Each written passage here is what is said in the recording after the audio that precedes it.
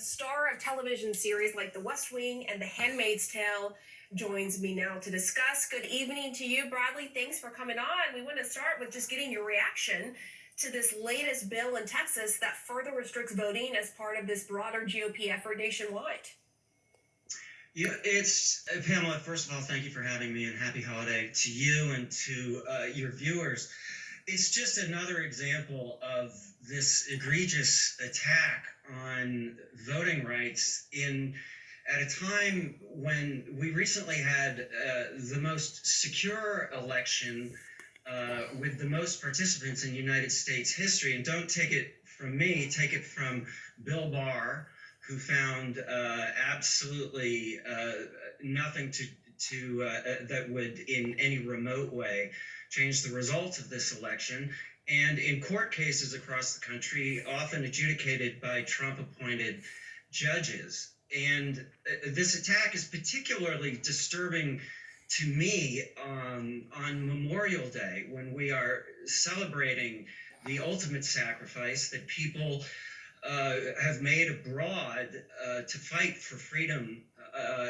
And I think the best way we can honor them is by fighting fascism at home when we are called to do it. And the best way to do that is to pass H.R. 1, which sets a foundation for participation in our most fundamental right, regardless of your income, your zip code, or your race.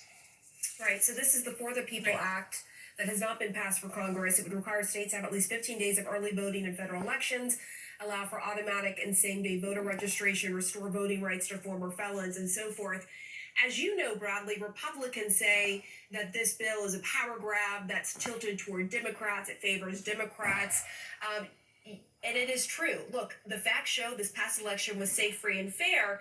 But some Republicans are arguing, look, the damage is done. It's important for these changes to happen to boost confidence in the election system. Here's what Texas Congressman McCall said this morning on CNN. Asking for an ID, when someone votes, I don't believe that's voter suppression. I think, 70% of Americans agree with that idea. And then the idea of verifying signatures, I think, is very important as well. I think what the Republicans here would tell you is that they're trying to make sure that the person voting is the person on paper, so it's a legitimate vote. They're buying that lie with Trump. The American people seem This to have is lost ridiculous. faith in our government. They've lost faith in our Really elections, ridiculous. that we need to restore. First off, I just have to fact check. The level of fraud is not under massive debate. It is a total myth that there's massive fraud. The statistics are clear that it is statistically insignificant, vanishingly rare. But that aside, what do you say to him and other Republicans who echo those talking points, Bradley?